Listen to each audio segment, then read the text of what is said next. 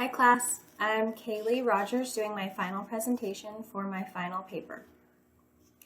So, symbolic interactionism is Herbert Blumer's framework of societal meaning and reality. It is interpreted through language and our personal understanding of what that language means. Interaction is ongoing, and the concentration is on how the self and society develops through symbolic interaction. My final is on Home Depot and how gender disparities and stereotypes are commonly issued with resulting interactions. The key concepts I compare in my final are gender socialization, interaction, rituals, and face work. In my paper, I make comparisons with impression management, identity, stereotypes, and emotion work with emotional labor. Gender socialization. As we grow up, we are treated differently based on our sex. We are taught by caretakers and teachers our limits and strengths and generally socialized according to our culture.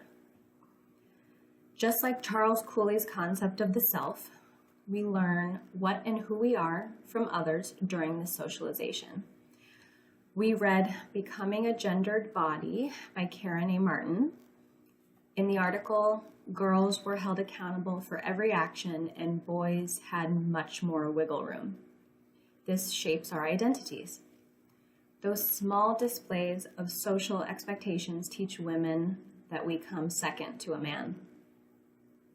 At Home Depot, I saw many displays of this.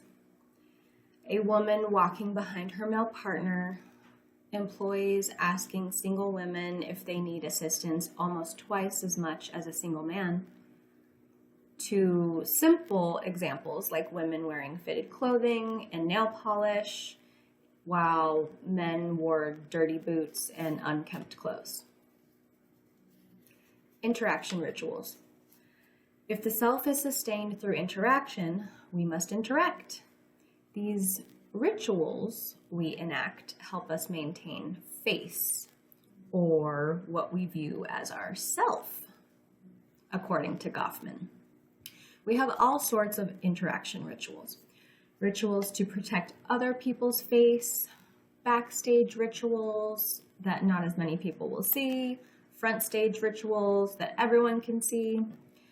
For every interaction, Goffman has a rule book, basically, of how that human will interact in any given situation. I specifically want to talk about inequality in interaction, which was researched by Charles Schwab. Because we discovered women in some senses are perceived as unequal to men, especially at a place like Home Depot, I saw numerous examples of othering, or when a dominant group defines an inferior group as inferior. In one example, a feminine-looking woman wearing a floral dress with a hat was in the paint section looking at painting tools. A male customer sees her and points to painting tools, saying that they are the best. She tries to speak. He speaks over her. She implies she has used a different tool before and it worked effectively. He persists that he's a painter and he's correct, and she buys his suggested tool. This example was a slightly polite example of oppressive othering, where the dominant group, the male group, suggests that the inferior group, the female, is intellectually inferior. Face work. Goffman's concept of face work is necessary process done to present and maintain the self we have adapted. It is done to represent ourselves and to help others maintain their idea of self. There are two types of face work: the avoidance process and the corrective process. The avoidance process is avoiding face-threatening interactions, and the corrective process is when those interactions cannot be avoided. Once you understand what face work is, it's interesting to watch at a place like Home Depot. I observed a heterosexual couple searching for something in the sanding tools aisle. A male employee comes up to them and asks if they need assistance and speaks directly to the male customer. The employee asks him a variety of questions. The customer responds with head shaking like he doesn't know the answers. The female customer, interestingly, steps up from behind him, puts her hands on his arms, and says something to the effect of, well, he has other skills. She's making an attempt to save her partner's face in front of the employee. The employee agrees with his skills, even though he doesn't even know the man.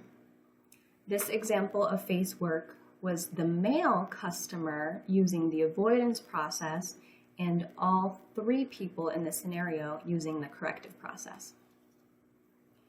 Conclusively, my research accounted that women are stereotyped at Home Depot for intellectual inferiority. Women are almost twice as likely to be given assistance compared to men. Female employees do not seek out men to give assistance to, and male customers assume female customers need their help. Women are generally considered unequal to men societally at Home Depot store number 1085. Thank you so much for listening to my presentation, and good luck, everyone.